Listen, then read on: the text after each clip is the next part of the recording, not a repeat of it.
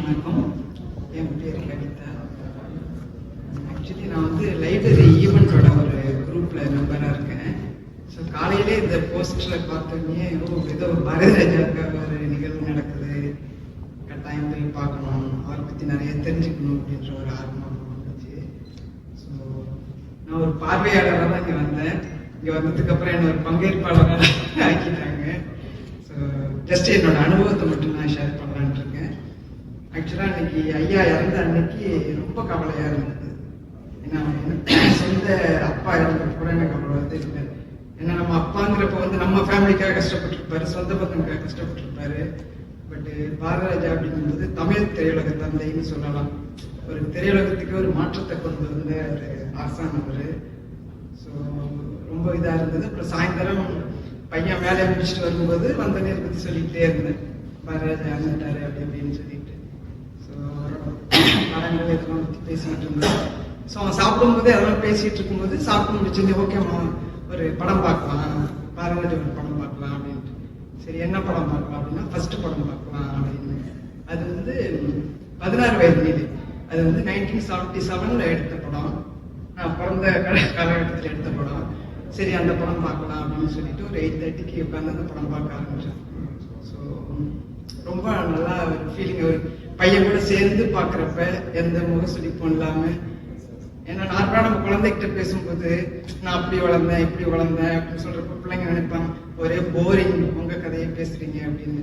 So அந்த பாரதிராஜா படத்தை போட்டுக்கிட்டு நாங்கள் இந்த தெருவில் எல்லாம் வளர்ந்தோம், இப்படியெல்லாம் வளர்ந்தோம் அப்படின்னு சொல்றப்போ பிள்ளைங்களும் அந்த இதை என்ஜாய் பண்ண முடிஞ்சிச்சு அந்த காலகட்டத்துக்கே போய்.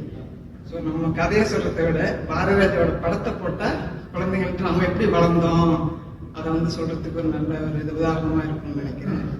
ஸோ ரொம்ப நல்லா இருந்தது. அப்புறம் அதில் பாடலை பற்றி எல்லாம் பேசணும். அந்த வார்த்தைகள்லாம் எப்படி இருக்கு பாரு, மியூசிக்கே தெரியல பாரு அப்படி அப்படின்னு. இப்போ லேட்டஸ்டா வர படங்கள் எல்லாம் பார்த்தீங்கன்னா மியூசிக் தான் டாமினேட் பண்ணுது, வார்த்தைகளே புரிய மாட்டேங்குது. ஸோ அந்த காலகட்ட பாடல்கள்லாம் கேட்டு பாருங்க அப்படின்னு சொல்லிட்டு ஒரு எனக்கும் என் பையனுக்குமான ஒரு உறவை அதை நல்லா பாண்டி கிரியேட் பண்றதுக்கு பாரதிராஜா படம் ஒரு பெரிய இதுவாக இருந்தது, மூலதனமா இருந்தது. ஸோ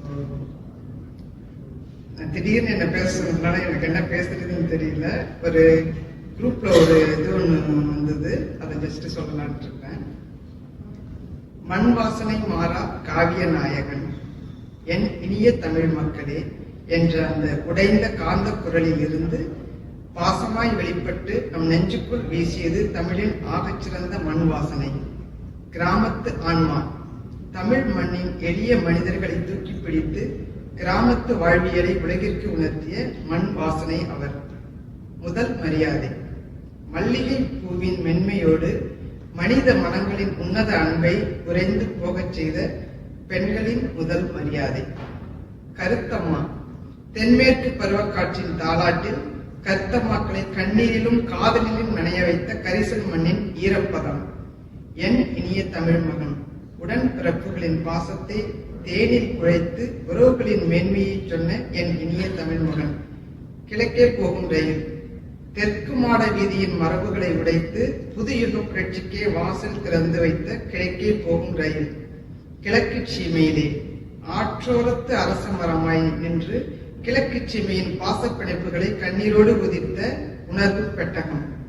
கடலோர கவிதைகள் அலை மோதுகிற கடல் காற்றில் தூய்மையான காதலை வெடித்தெடுத்த காவிய கவிதை. அலைகள் ஓய்வதில்லை, ஓயாத அலைகளின் பின்னணியில் மனித மனங்களின் காதலை கடல் மணலில் ஓவியமாய் வரைந்த ஓயாத அலைகள். நிழல்கள் நிஜங்களின் நிழல் கொண்டு வாழ்வின் யதார்த்தங்களை இளைய தலைமுறைக்கு உணர வைத்த பிரபஞ்ச திரை மெய்நிகர்.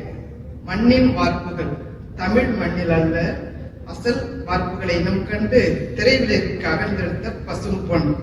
இயக்குனர் இமயம் பாரதிராஜா அவர்களே, காலங்கள் கடந்தாலும் நீங்கள் திரையுலகிற்கு தந்து சென்ற புது வெளிச்சம் என்றும் மங்காது.